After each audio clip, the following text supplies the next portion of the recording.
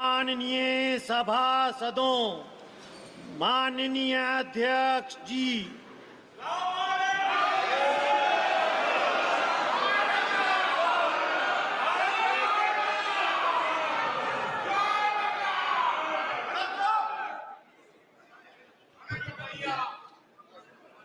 माननीय सदस्यगण,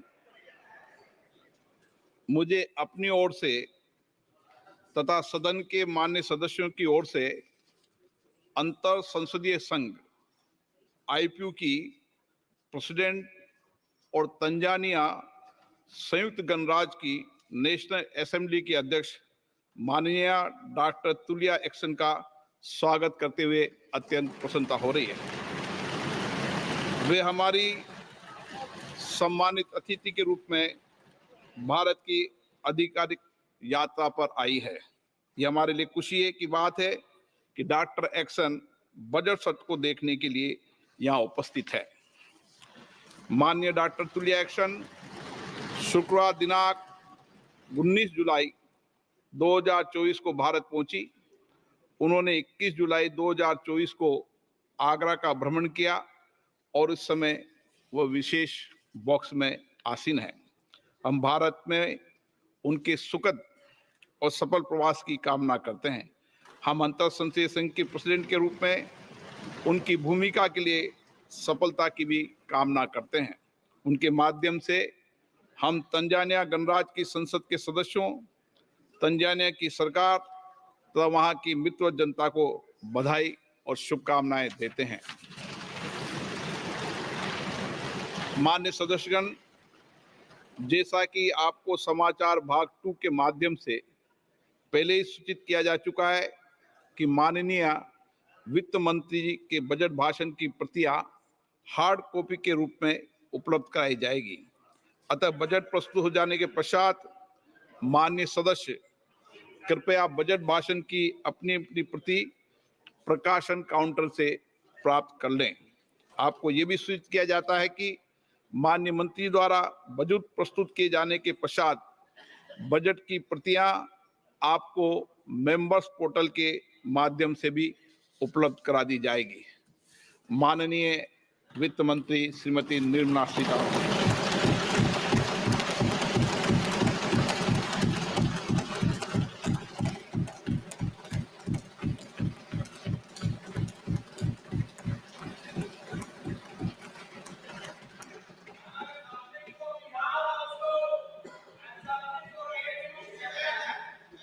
Honorable Speaker, I present the budget for 24-25. Introduction. The people of India have reposed their faith in the government led by Honorable Prime Minister Shri Narendra Modi and re-elected it for a historic third term under his leadership.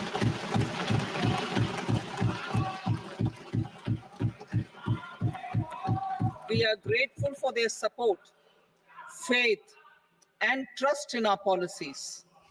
We are determined to ensure that all Indians, regardless of religion, caste, gender, and age, make substantial progress in realizing their life goals and aspirations.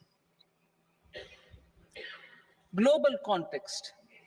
The global economy, while performing better than expected, is still in the grip of policy uncertainties.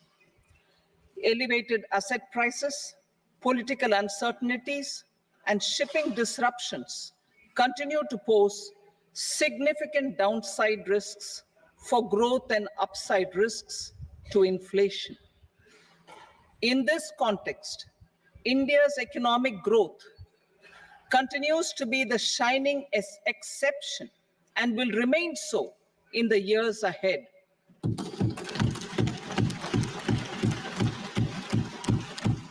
India's inflation continues to be low, stable, and moving towards the 4% target. Core inflation, that is non-food and non-fuel, currently is 3.1%. Steps are being taken to ensure supplies of perishable goods reach markets adequately. Interim budget. As mentioned in the interim budget, we need to focus on 4 major castes, namely the Garib, Mahilaye, Yuva, and Annadata, the poor, women, youth, and the farmer. For Annadata, we announced higher minimum support prices a month ago for all major crops, delivering on the promise of at least a 50% margin over costs. Pradhan Mantri Garib Kalyan Anna Yojana was extended for 5 years, benefiting more than 80 crore people. Administrative actions for approval and implementation of various schemes announced in the interim budget are well underway. The required allocations have been made. Budget theme. Turning attention to the full year and beyond in this budget, we particularly focus on employment, skilling, MSMEs, and the middle class. I'm happy to announce the Prime Minister's package of 5 schemes and initiatives to facilitate employment, skilling, and other opportunities for 4.1 crore youth over a 5-year period, with a central outlay of 2 lakh crore rupees. I will speak about them shortly, while more details may be seen in the annexure. This year, I've made a provision of 1.48 lakh rupees, 1.48 lakh crore rupees for education, employment, and skilling. Budget priorities. The people have given a unique opportunity to our government to take the country on the path of strong development and an all-round prosperity. In the interim budget, we promised to present a detailed roadmap for our pursuit of Vikasit Bharat. In line with the strategy set out in the interim budget, this budget envisages sustained efforts on the following 9 priorities for generating ample opportunities for all. Number 1, productivity and resilience in agriculture. Number 2, employment and skilling. Number 3, inclusive human resource development and social justice. 4, manufacturing and services. 5, urban development. 6, energy security. 7, infrastructure. 8, innovation, research and development. And 9, next generation reforms. Subsequent budgets will build on these and add more priorities and actions.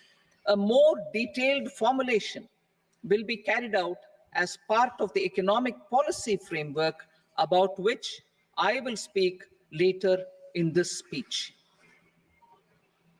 This budget details some of the specific actions to be initiated in the current year towards fulfillment of these priorities, with potential for transformative changes. The budget also covers some of the previously made announcements with intent to strengthen them and step up their implementation for expediting our journey towards the goal of Vikasit Bharat. Priority 1, productivity and resilience in agriculture.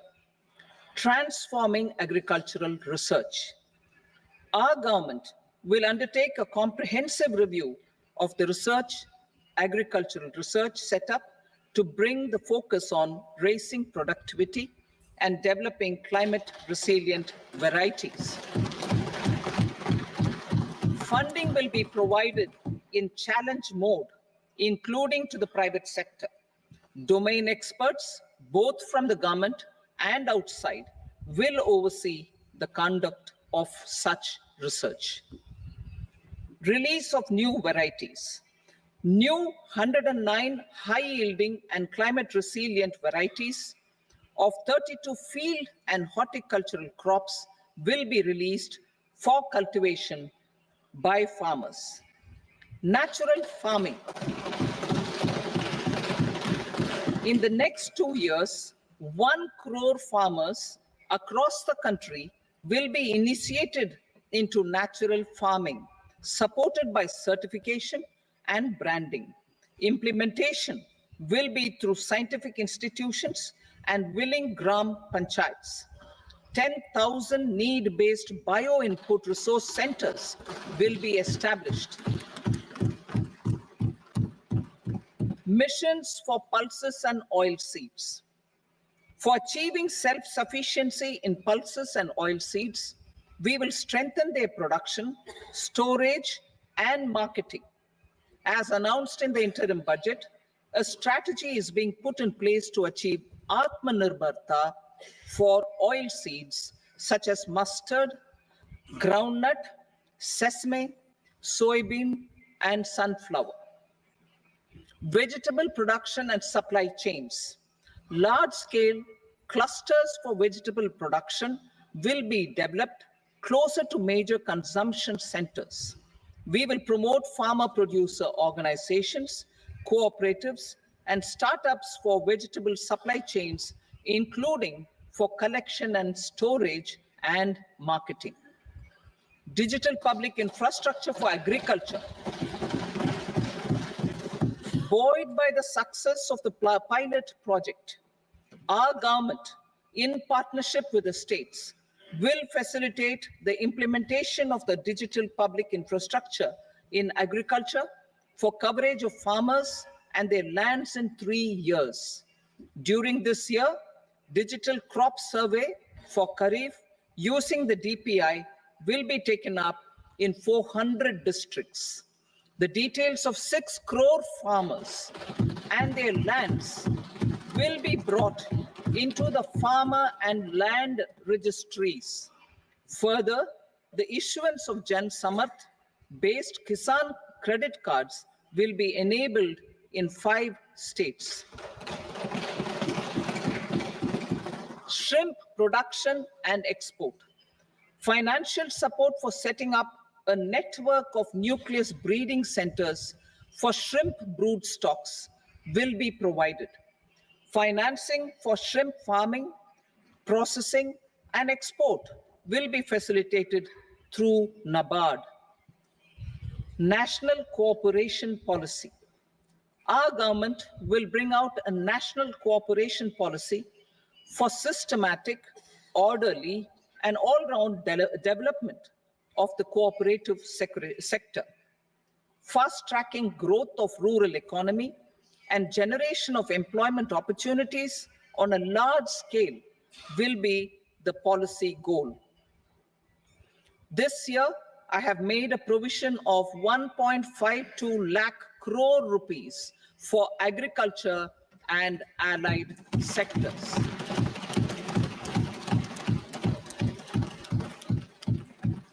Priority 2, employment and skilling. Employment-linked incentive. Our government will implement following 3 schemes for employment-linked incentive as part of the Prime Minister's package. These will be based on enrollment in the EPFO and focus on recognition of first-time employees and support to employees and employers. Scheme A, first-timers. This scheme will provide 1 month wage to all persons newly entering the workforce in all formal sectors.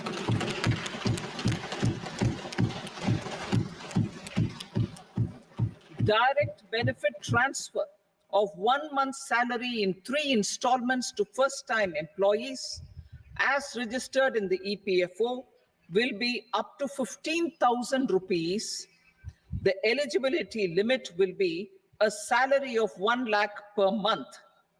The scheme is expected to benefit 210 lakh youths.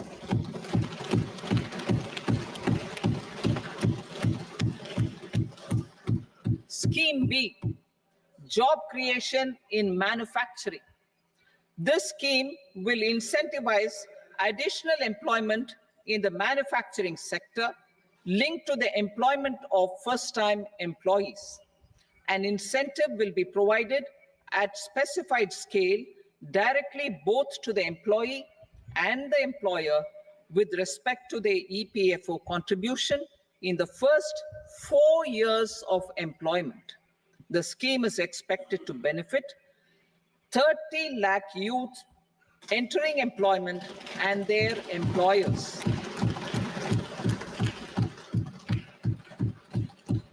Scheme C, support to employers. This employer-focused scheme will cover additional employment in all sectors.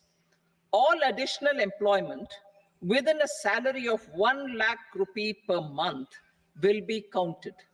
The government will reimburse to employers up to 3,000 rupees per month for 2 years towards the EPFO contribution for each additional employee. The scheme is expected to incentivize additional employment of 50 lakh persons.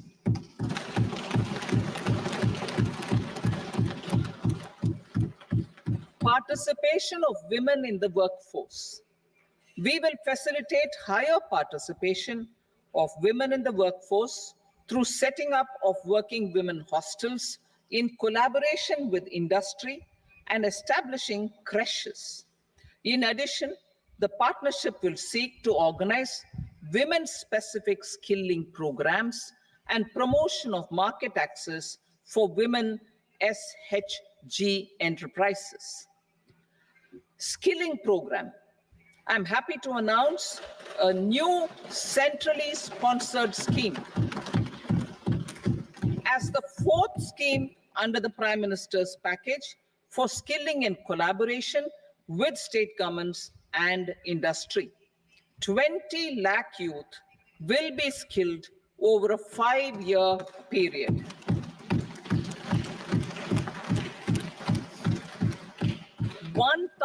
Industrial training institutes will be upgraded in hub and spoke arrangements with outcome orientation.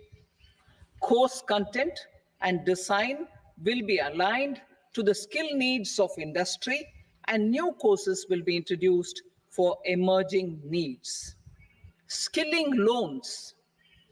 The model skill loan scheme will be revised to facilitate loans up to 7.5 lakh rupees with a guarantee from a government-promoted fund. This measure is expected to help 25,000 students every year.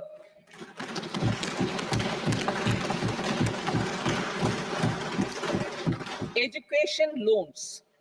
For helping our youth who have not been eligible for any benefit under government schemes and policies, I'm happy to announce a financial support for loans up to 10 lakh rupees for higher education in domestic institutions.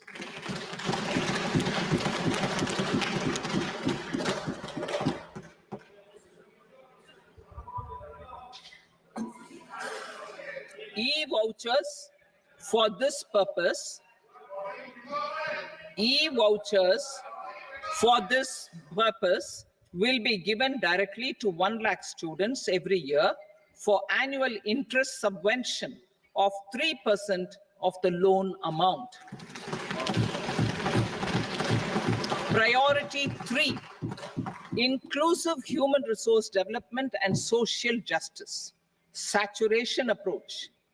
Our government is committed to all-round, all-pervasive, and all-inclusive development of people, particularly farmers, youth, women, and the poor.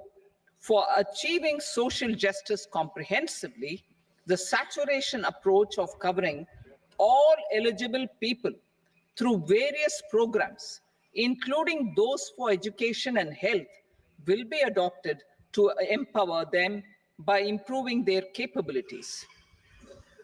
Implementation of schemes meant for supporting economic activities by craftsmen, artisans, self-help groups, scheduled caste, scheduled tribe, and women entrepreneurs and street vendors such as the PM Vishwakarma, PM Swanidhi, National Livelihood Missions, and Stand Up India will be stepped up.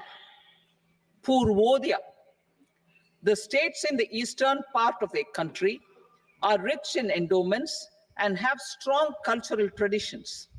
We will formulate a plan, Purvodaya, for the all-round development of the eastern region of the country, covering Bihar, Jharkhand, West Bengal, Odisha, and Andhra Pradesh. This will cover human resource development, infrastructure, and generation of economic opportunities to make the region an engine to attain Vikasit Bharat.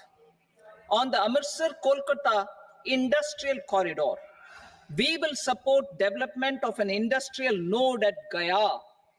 This corridor will catalyze industrial development of the eastern region. The industrial node at Gaya will also be a good model for developing our ancient centers of cultural importance into future centers of modern economy. This model shall showcase Vikas B, Virasat B in our growth trajectory. We will also support development of road connectivity projects, namely 1. Patna Purnia Expressway, 2. Buxar Bhagalpur Expressway, 3. Bodh Gaya, Rajgir, Vaishali, and Darbhanga spurs, and 4. Additional 2-lane bridge over River Ganga at Buxar at a total cost of 26,000 crore rupees.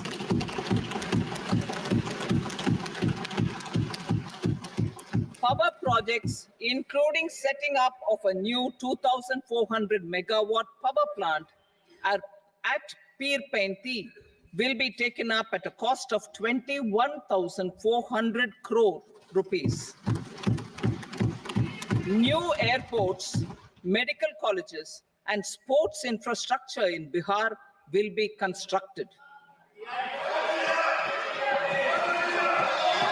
An additional allocation to support capital investments will be provided. The requests of Bihar government for external assistance from multilateral development banks will be expedited.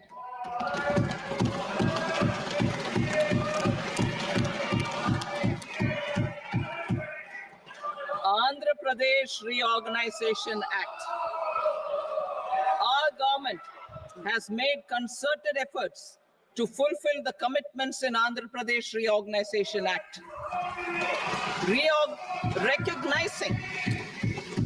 Recognizing the state's need for the capital, recognizing the state's need for a capital, we will facilitate special financial support through multilateral development agencies.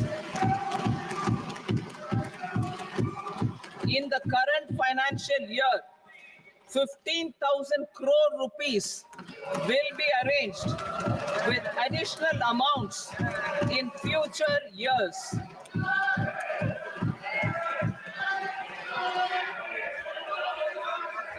Our government is fully committed to financing and early completion of the Polavaram irrigation project, which is the lifeline for Andhra Pradesh and its farmers. This will facilitate our country's food security as well. Under the Andhra Pradesh Reorganization Act, for promoting industrial development, funds will be provided for essential infrastructure such as water, power, railways, and roads. in Koparthi node on the Visakhapatnam-Chennai industrial corridor and Varavakal node on the Hyderabad-Bengaluru industrial corridor. An additional allocation will be provided this year towards capital investment for economic growth. Grants for backward regions of Rayalaseema, Prakasham, North Coastal Andhra, as stated in the Act, will be provided. PM Awas Yojana. 3 crore additional houses under the PM Awas Yojana in rural and urban areas in the country have been announced, for which the necessary allocations are being made. Women-led development. For promoting women-led development, the budget carries an allocation of more than 3 lakh crore for schemes benefiting women and girls. This signals our government's commitment for enhancing women's role in economic development. Pradhan Mantri Janjatiya Unnat Gram Abhiyan. For improving the socio-economic condition of tribal communities, we will launch the Pradhan Mantri Janjatiya Unnat Gram Abhiyan by adopting saturation coverage for tribal families in tribal majority villages and aspirational districts.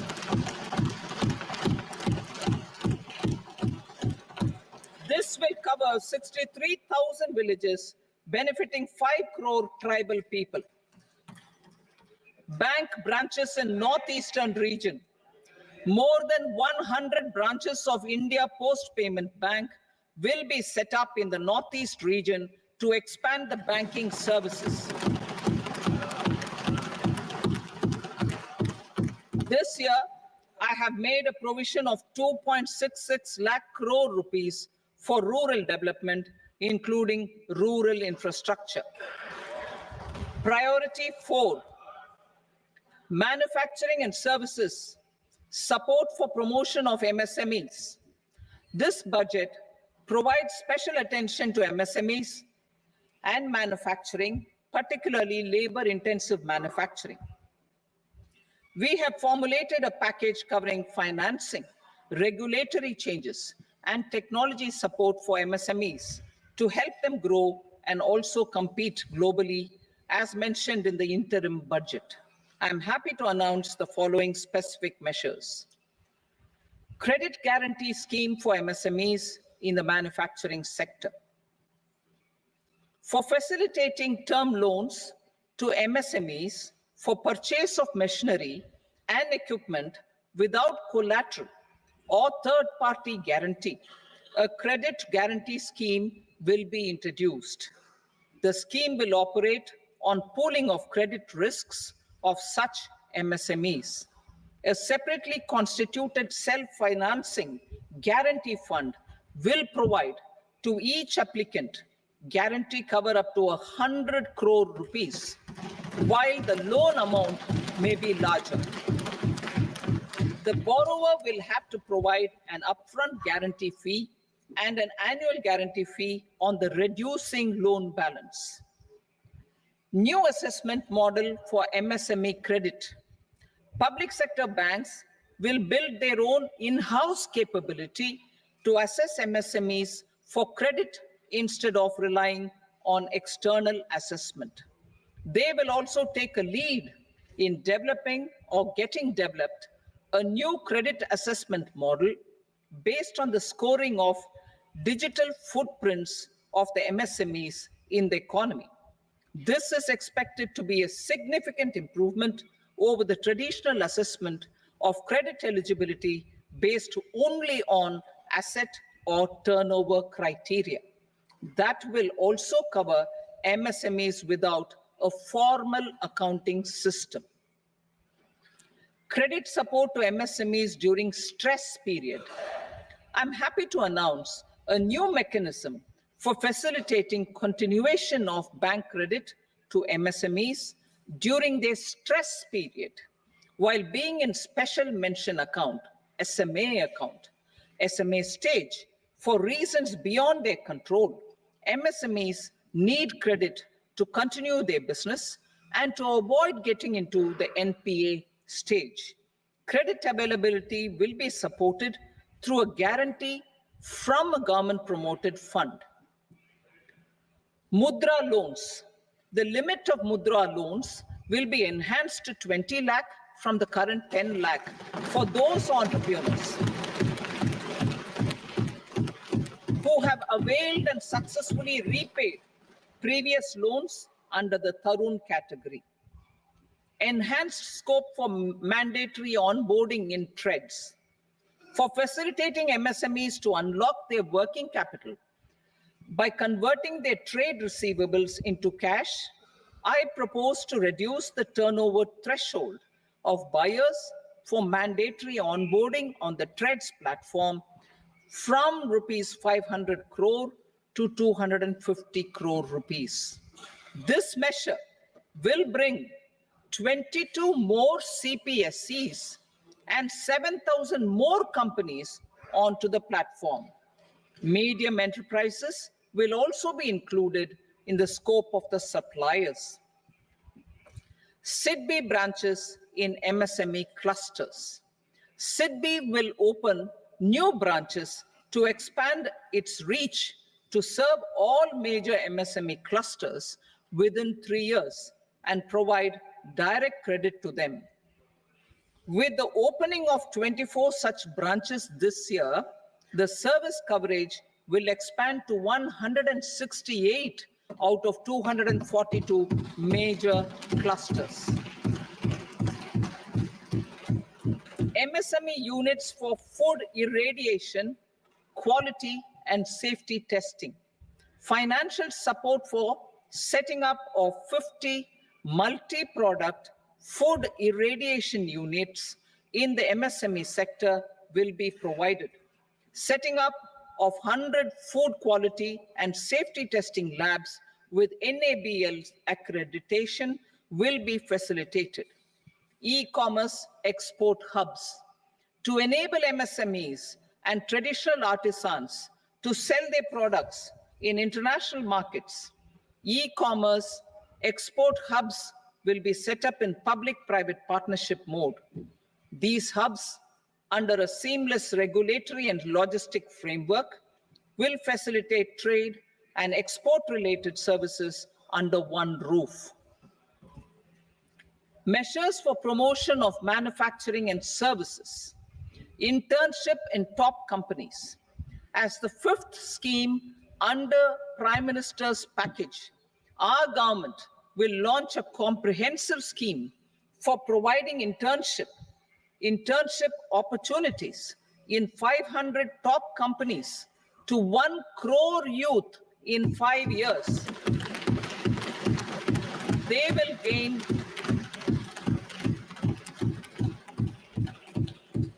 will gain exposure for 12 months to real-life business environment, varied professions, and employment opportunities.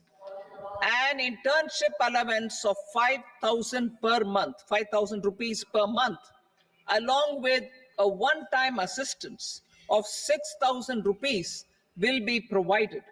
Companies will be expected to bear the training cost and 10% of their internship cost from their CSR funds. Industrial parks. Our government will facilitate development of investment-ready, plug-and-play industrial parks with complete infrastructure in or near 100 cities in partnership with the states and private sector by better using town planning schemes.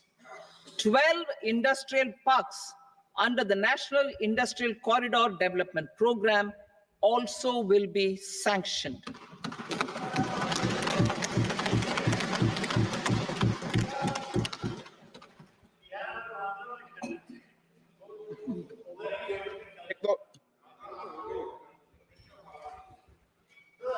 Veggie भाई पर no please बैठिए।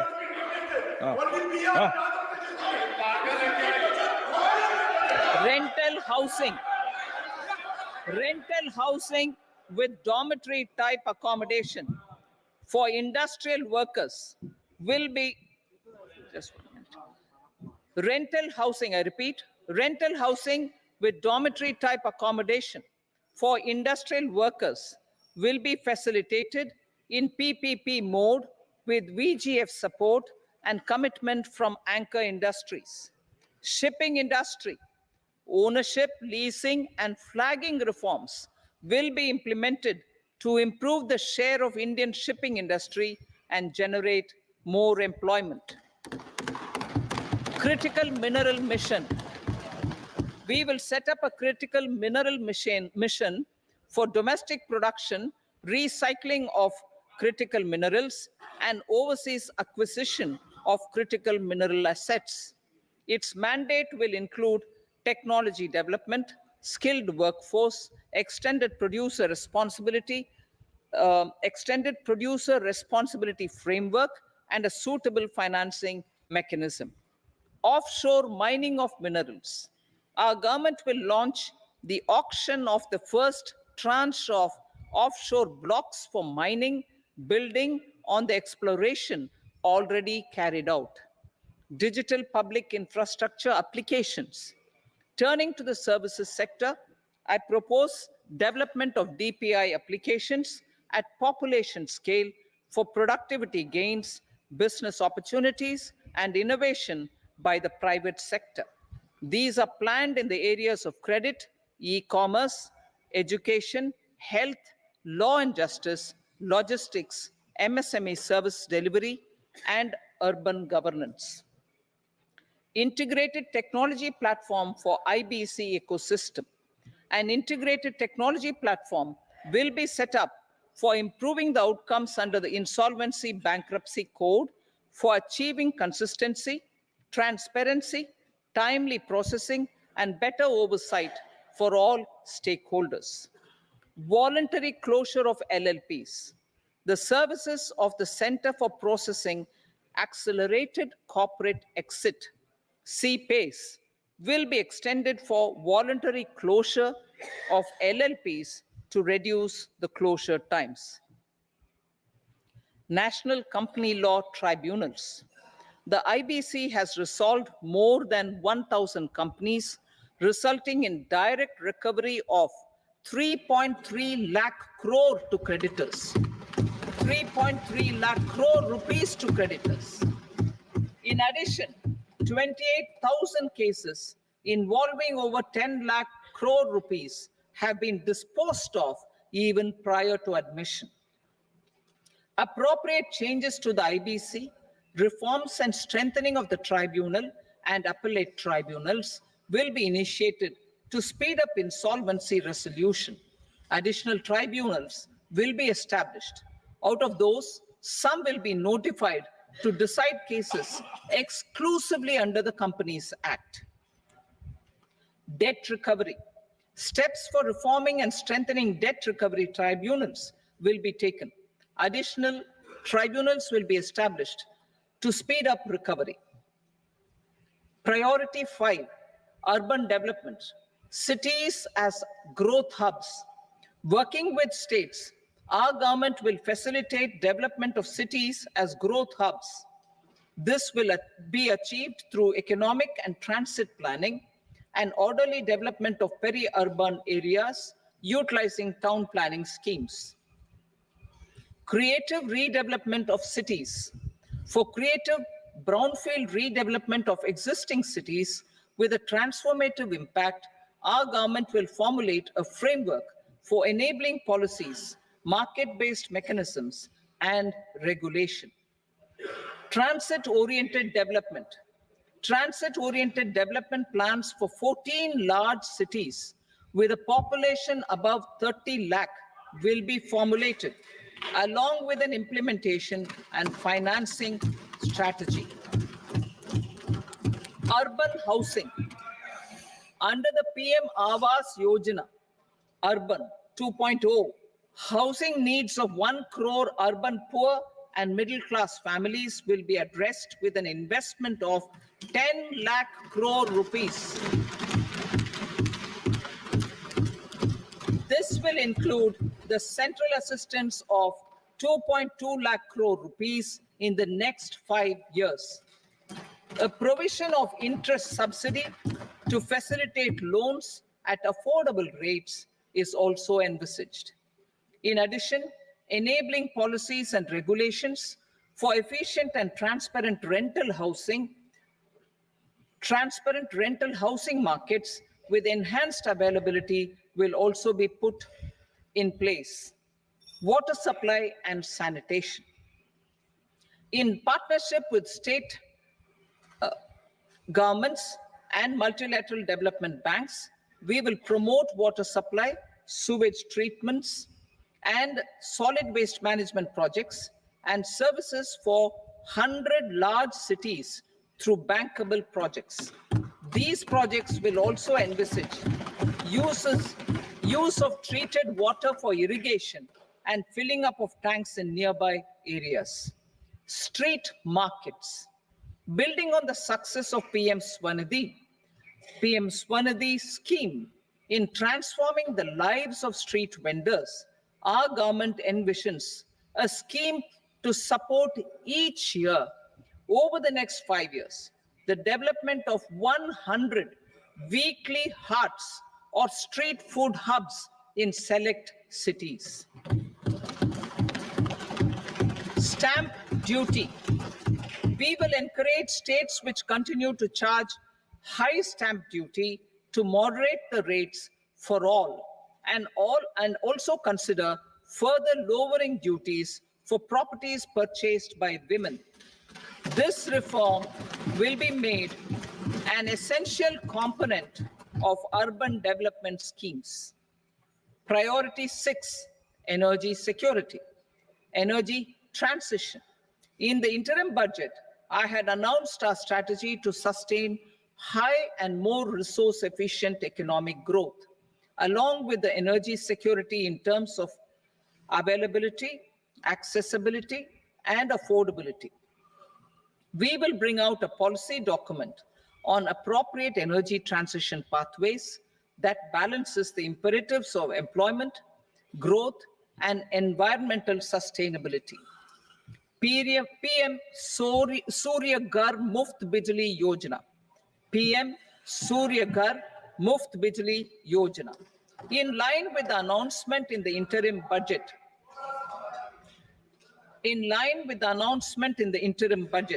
PM Surya Ghar Muft Bijli Yojana has been launched to install rooftop solar plants to enable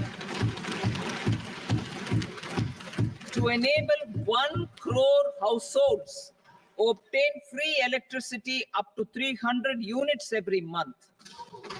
The scheme has generated remarkable response with more than 1.28 crore registrations and 14 lakh applications, and we will further encourage it. Pumped storage policy. A policy for promoting pumped storage projects will be brought out for electricity storage and facilitating smooth integration of the growing share of renewable energy with its variable and intermittent nature in the overall energy mix. Research and development of small and modular nuclear reactors. Nuclear energy is expected to form a very significant part of the energy mix for Vikasit Bharat. Towards that pursuit, our government will partner with the private sector for 1. Setting up Bharat Small Reactors. 2. Research and development of Bharat Small Modular Reactor. And 3. Research and development of newer technologies for nuclear energy. The R&D funding announced in the interim budget will be made available for this sector also. Advanced ultra supercritical thermal power plants. The development of indigenous technology for advanced ultra supercritical thermal power plants with much higher efficiency has been completed. A joint venture between NTPC, and BHEL will set up a full-scale 800 megawatt commercial plant using AUSC technology. The government will provide the required fiscal support. Moving forward, development of indigenous capacity for the production of high-grade steel and other advanced metallurgy materials for these plants will result in strong spin-off benefits for the economy. Roadmap for hard-to-abate industries. A roadmap for moving the hard-to-abate industries from energy efficiency targets to emission targets will be formulated. Appropriate regulations for transition of these industries from the current perform, achieve, and trade mode to Indian carbon market mode will be put in place.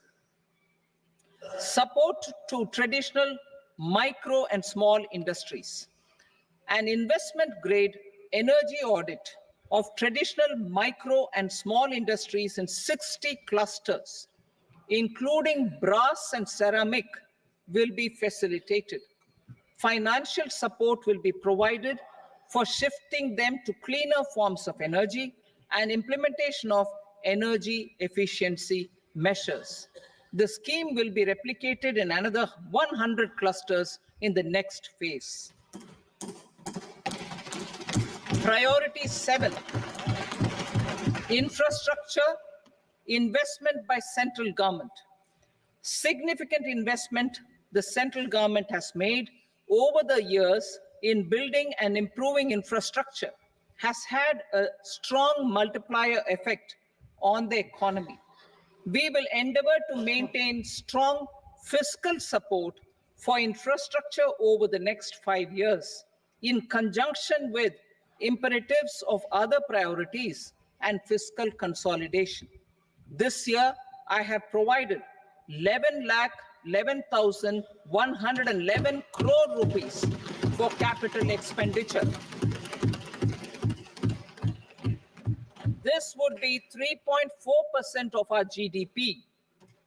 Infrastructure investment by state governments.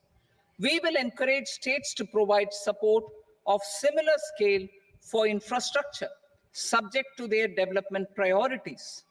A provision of 1.5 lakh crore rupees for long-term interest-free loans have been made this year also to support the states in their resource allocation.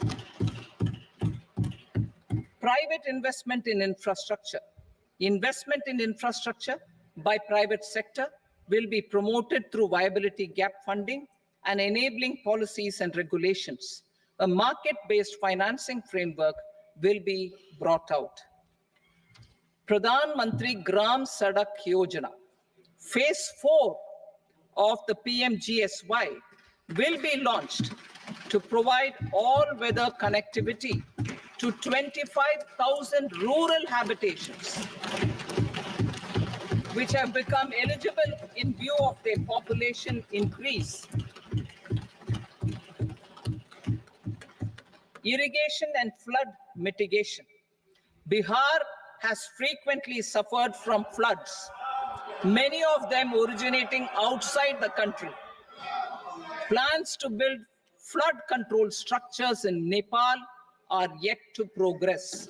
Our government, through the Accelerated Irrigation Benefit Program and other sources, will provide financial support for projects with estimated cost of 11,500 crore rupees,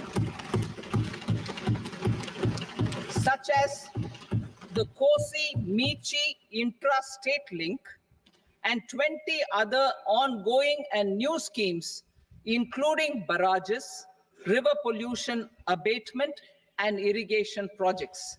In addition, survey and investigation of Kosi-related flood mitigation and irrigation projects will be undertaken. Assam grapples with floods every year by the Brahmaputra River and its tributaries. originating outside India. We will provide assistance to Assam for flood management and related projects.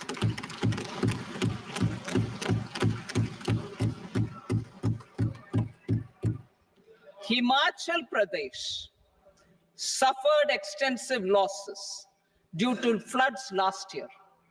Our government will provide assistance to the state for reconstruction and rehabilitation through multilateral development assistance.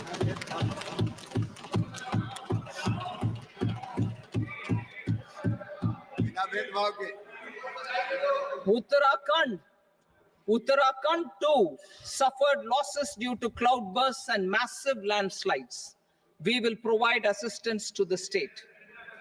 Recently, Sikkim witnessed devastating flash floods and landslides that wreaked havoc across the state.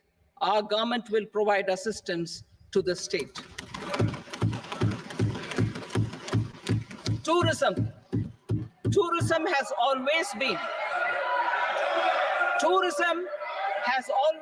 a part of our civilization. Our efforts in positioning India as a global tourist destination will also create jobs, stimulate investments, and unlock economic opportunities for other sectors. In addition to the measures outlined in the interim budget, I propose the following measures. Vishnupad Temple at Gaya and Mahabodhi Temple at Bodh Gaya in Bihar are of immense spiritual significance. Comprehensive development of Vishnupad Temple Corridor and Mahabodhi Temple Corridor will be supported, modeled on the successful Kashi Vishwanath Temple Corridor to transform them into world-class pilgrim and tourist destinations. Rajgir holds immense religious significance for Hindus, Buddhists, and Jains. The 20th Tirthankara Muniswarata temple in the Jain temple complex is ancient. The Saptarishi, or the 7 hot springs, form a warm water Brahmkund that is sacred. A comprehensive development initiative for Rajgir will be undertaken. Our government will support the development of Nalanda as a tourist center, besides reviving Nalanda University to its glorious stature. Odisha's scenic beauty, temples, monuments, craftsmanship, wildlife sanctuaries, natural landscapes, and pristine beaches make it an ultimate tourism destination. Our government will provide assistance for their development to Odisha as well. Priority 8, innovation, research, and development. We will operationalize the Anusandhan National Research Fund for basic research and prototype development. Further, we will set up a mechanism for spurring private sector-driven research and innovation at commercial scale, with a financing pool of 1 lakh crore rupees in line with the announcement in the interim budget. Space economy. With our continued emphasis on expanding the space economy by 5 times in the next 10 years, a venture capital fund of 1,000 crore rupees will be set up. Priority 9, next generation reforms. Economic policy framework.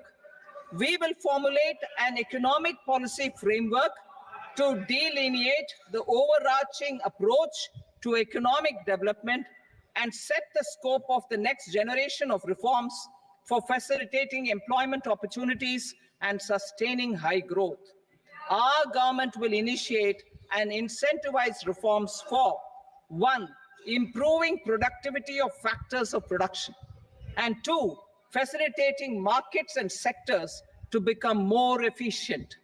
These reforms will cover all factors of production, namely land, labor, capital, and entrepreneurship, and technology as an enabler of improving total factor productivity and bridging inequality.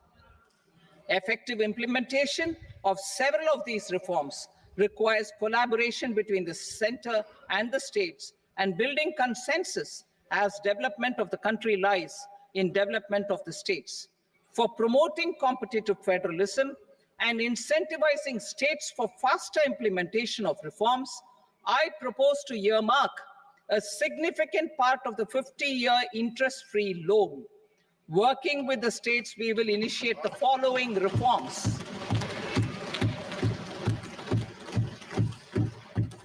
Land-related reforms and actions, both in the rural and urban areas, will cover land administration, will cover 1, land administration, planning and management, and 2, urban planning usage and building bylaws.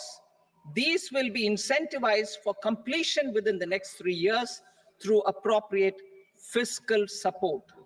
Rural land-related actions. Rural land-related actions will include 1, assignment of unique land parcel identification number, UL PIN, or Bhu Aadhaar for all lands. 2, digitization of cadastral maps. 3, survey of subdivisions, survey of map subdivisions as per current ownership. 4, establishment of land registry. And 5, linking to the farmers registry. These actions will also facilitate credit flow and other agricultural services. Urban land-related actions.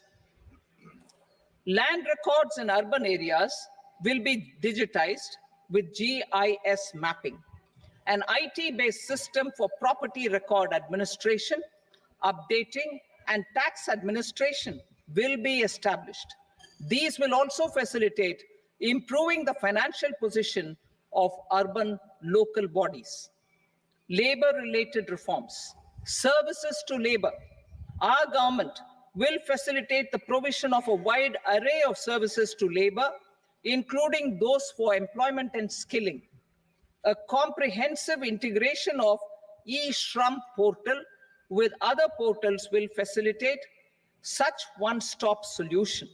Open architecture databases for the rapidly changing labor market, skill requirements, and available job roles, and a mechanism to connect job aspirants with potential employers and skill providers will be covered in these services. Shram Suvidha and Samadhan portal. Shram Suvidha and Samadhan portal will be revamped to enhance ease of compliance for industry and trade. Capital and entrepreneurship related reforms, financial sector vision and strategy. For meeting financing needs of the economy, our government will bring out a financial sector vision and strategy document to prepare the sector in terms of size, capacity, and skills.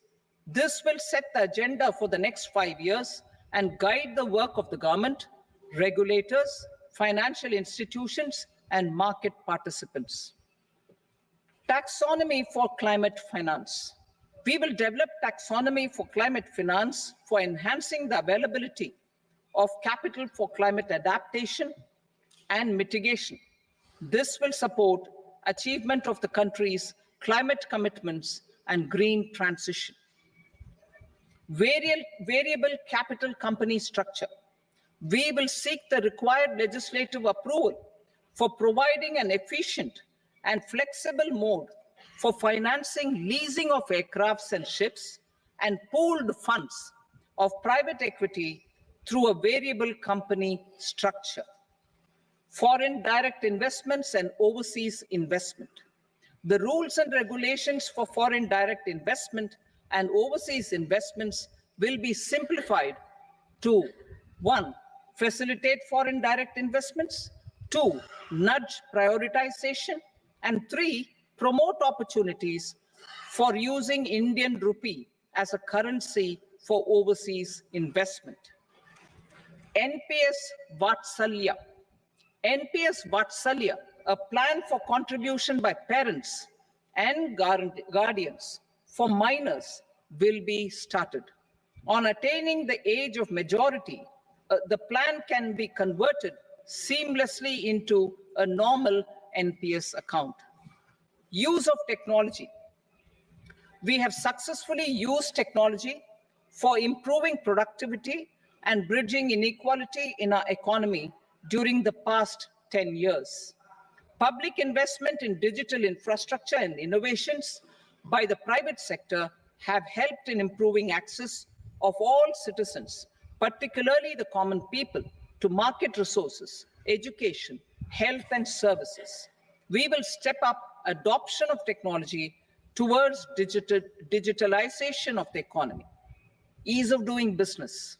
For enhancing ease of doing business, we are already working on the Jan Vishwas Bill 2.0.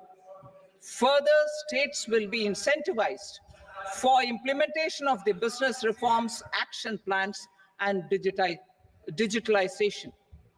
Data and statistics. For improving data governance, collection, processing and management of data and statistics, different sectoral databases, including those established under the Digital India Mission, will be utilized with active use of technology tools. New pension scheme. The committee to review the NPS has made considerable progress in its work. I'm happy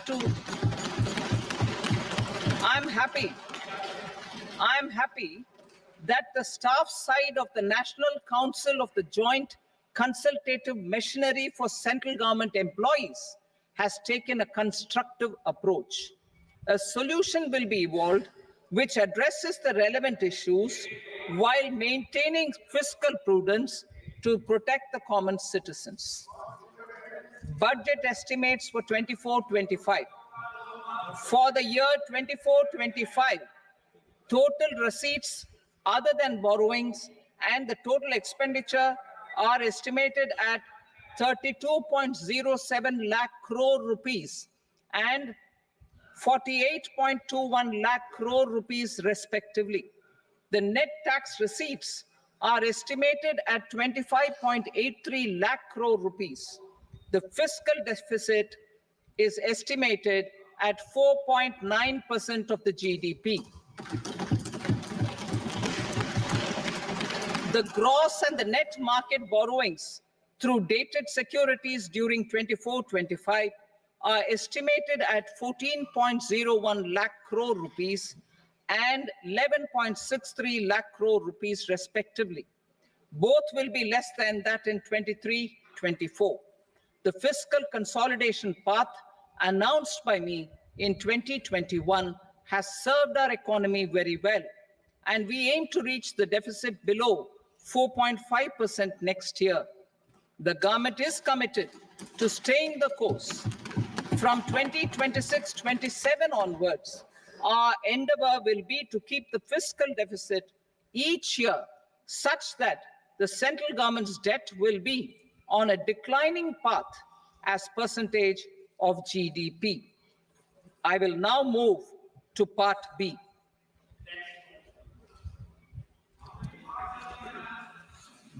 Indirect taxes.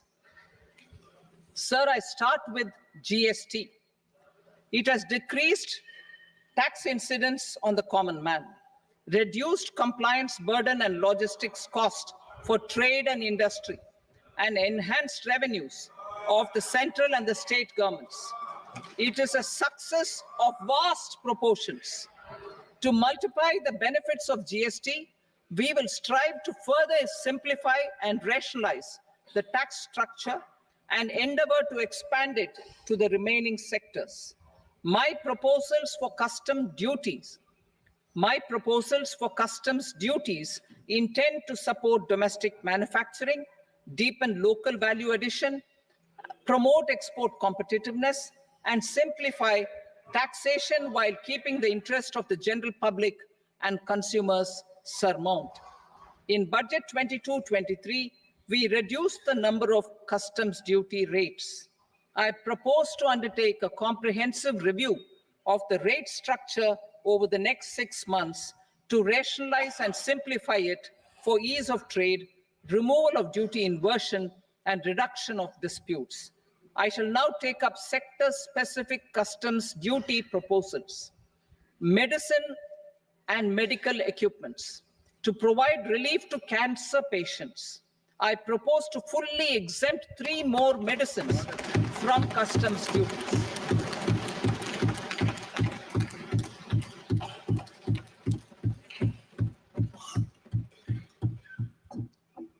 I also propose changes in the BCD on X-ray tubes and flat panel detectors for use in medical X-ray machines under the phased manufacturing program so as to synchronize them with the domestic capacity addition.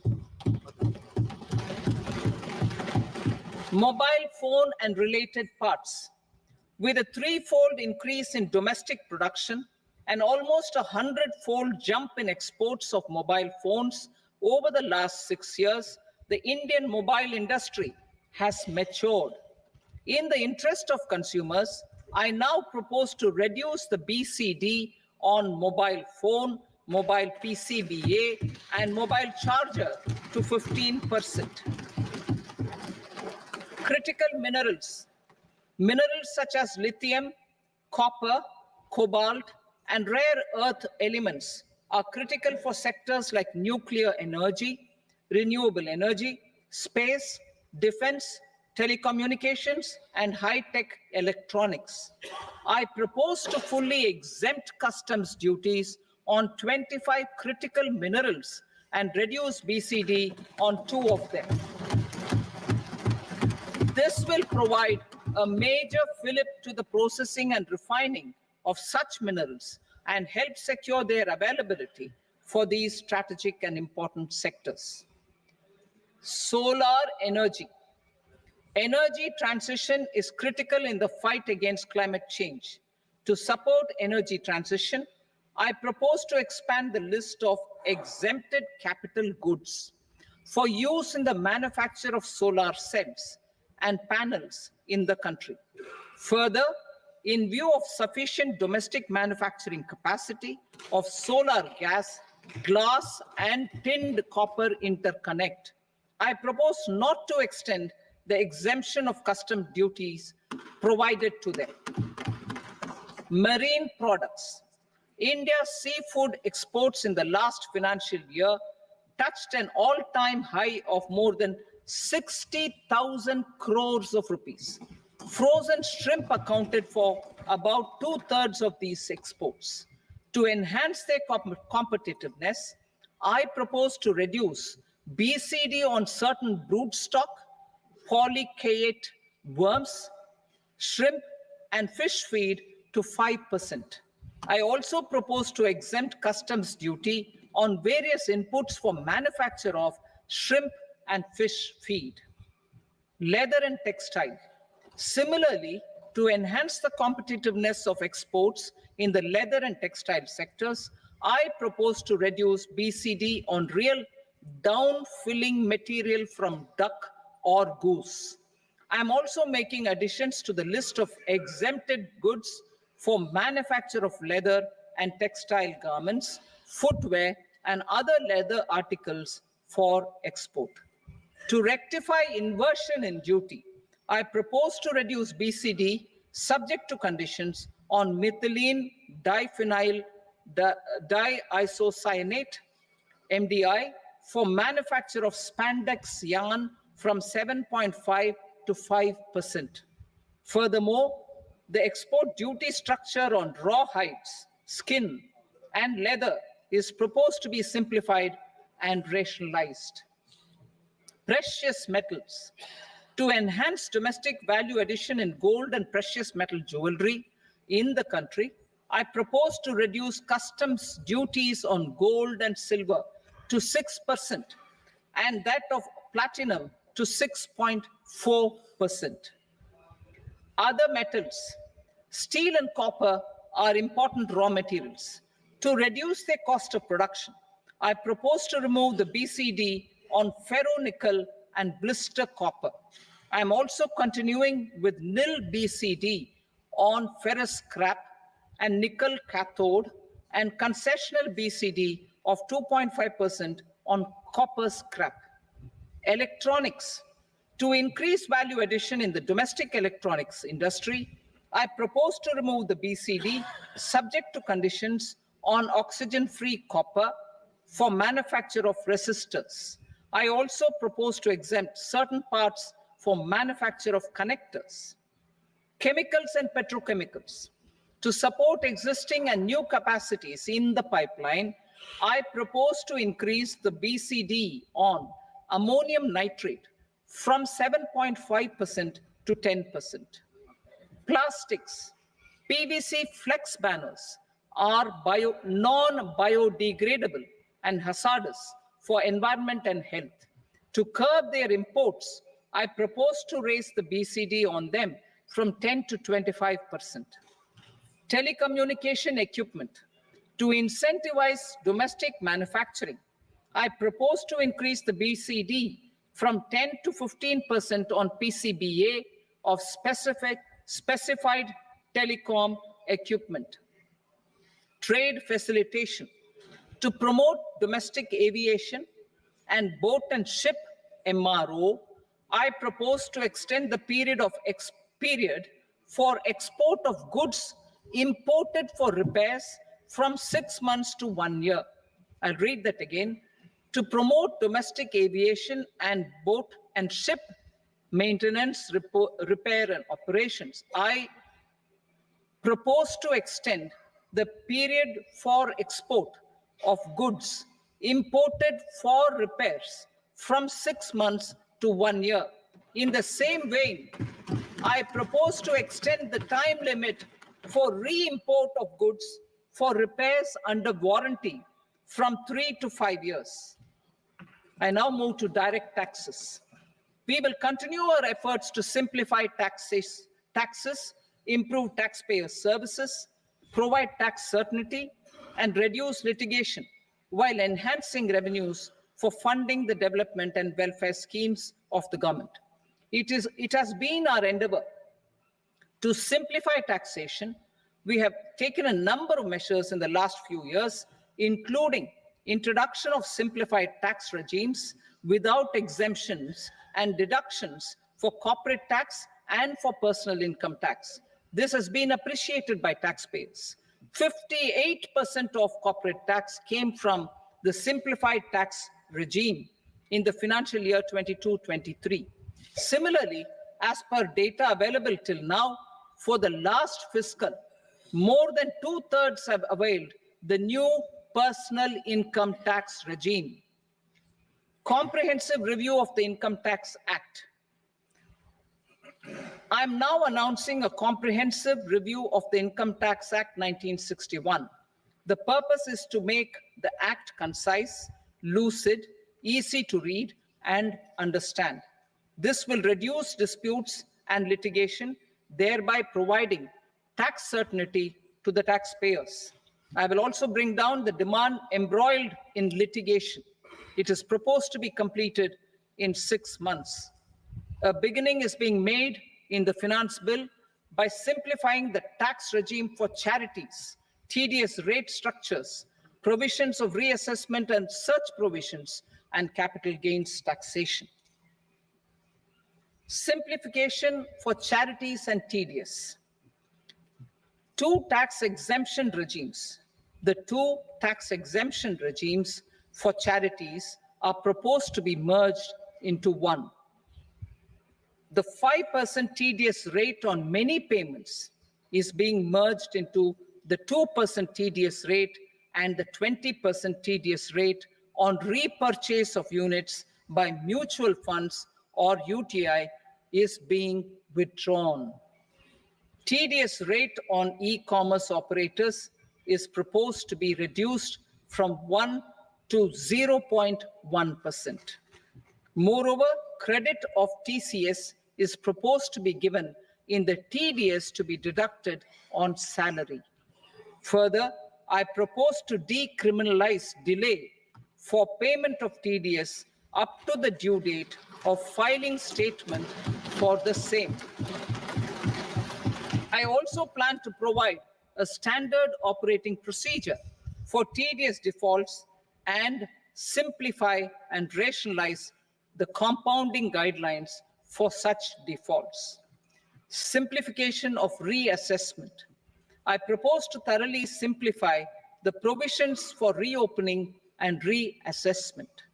An assessment hereinafter can be reopened beyond 3 years from the end of the assessment year only if the escaped income is 50 lakh rupees or more, up to a maximum period of 5 years from the end of the assessment year.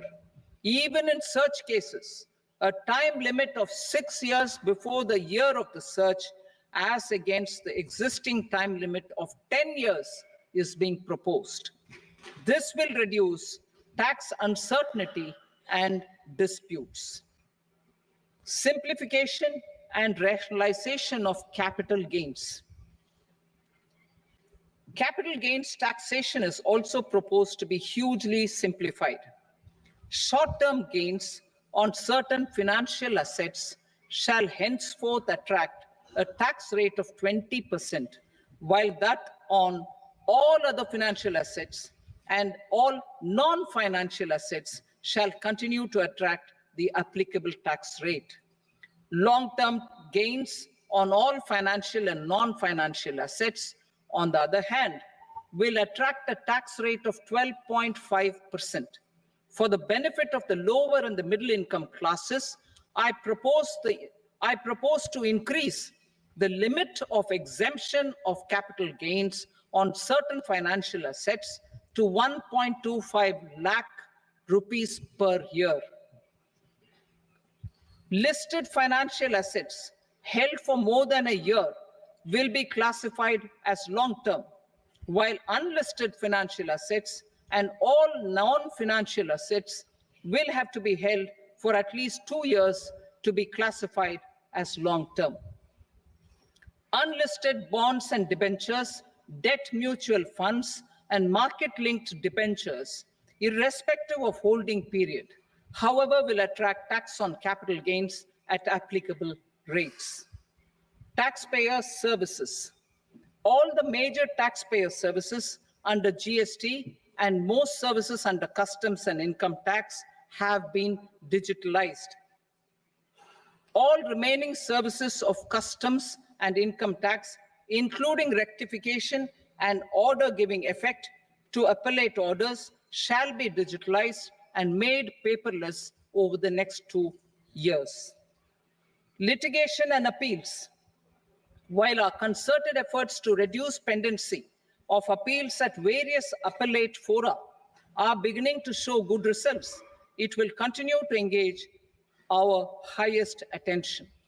To dispose of the backlog of first appeals, I plan to deploy more officers to hear and decide such appeals, especially those with large tax effect. For resolution of certain income tax disputes pending in appeal, I am also proposing Vivad Se Vishwas Scheme 2024. Further, I propose to increase monetary limits for filing appeals related to direct taxes, excise, and service tax in the tax tribunals, high courts, and Supreme Court to 60 lakh rupees, 2 crore rupees, and 5 crore respectively. With a view to reduce litigation and provide certainty in international taxation, we will expand the scope of safe harbor rules and make them more attractive. We will also streamline the transfer pricing assessment procedure. Employment and investment. I have a few proposals to promote investment and foster employment. First of all, to bolster the Indian startup ecosystem, boost the entrepreneurial spirit, and to support innovation, I propose to abolish the so-called angel tax for all classes of investors. Second, there is tremendous potential for cruise tourism in India. To give a fillip to this employment-generating industry, I am proposing a simpler tax regime for foreign shipping companies operating domestic cruises in the country. Third, India is a world leader in the diamond cutting and polishing industry, which employs a large number of skilled workers. To further promote the development of this sector, we would provide for safe harbor rates for foreign mining companies selling raw diamonds in the country. Fourth, to attract foreign capital for our development needs, I propose to reduce the corporate tax rate on foreign companies from 40 to 35%. Deepening the tax base. I have a couple of proposals for deepening the tax base. First, security transaction tax on futures and options of securities is proposed to be increased to 0.02% and 0.1% respectively. Second, for reasons of equity, I propose to tax income received on buyback of shares in the hands of recipients. Other proposals. To improve social security benefits, deduction of expenditure by employers towards NPS is proposed to be increased from 10 to 14% of the employee's salary. Similarly, deduction of this expenditure up to 14% of salary from the income of employees in private sector, public sector banks, and undertakings opting for the new tax regime is proposed to be provided. Indian professionals working in multinationals get ESOPs and invest in social security schemes and other movable assets abroad.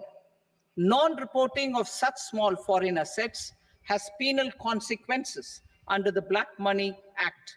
Such non-reporting of movable assets up to 20 lakh rupees is proposed to be depenalized. Other major proposals in the finance bill relate to withdrawal of equalization levy of 2%, expansion of tax benefits to certain funds and entities in IFSCs, and immunity from penalty and prosecution to Benamidar on full and true disclosure so as to improve conviction under the Benami Transaction Prohibition Act 1988. Personal income tax. Coming to personal income tax rates, I have two announcements to make for those opting for the new tax regime. First, the standard deduction for salaried employees is proposed to be increased from 50,000 to 75,000 rupees.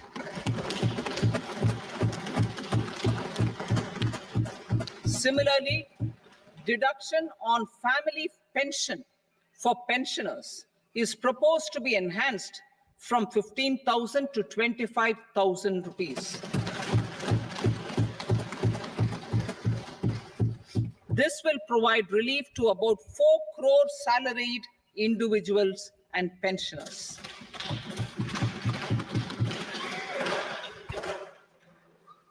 Second, in the new tax regime, the tax rate structure is proposed to be revised as follows. 0 to 3 lakh rupees, nil.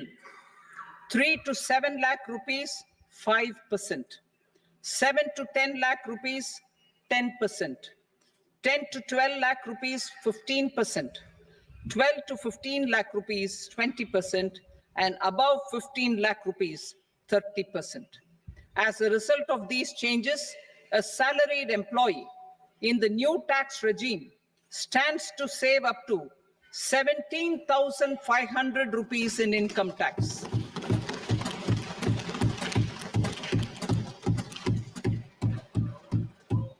Apart from these, I am also making some other changes as given in the annexure.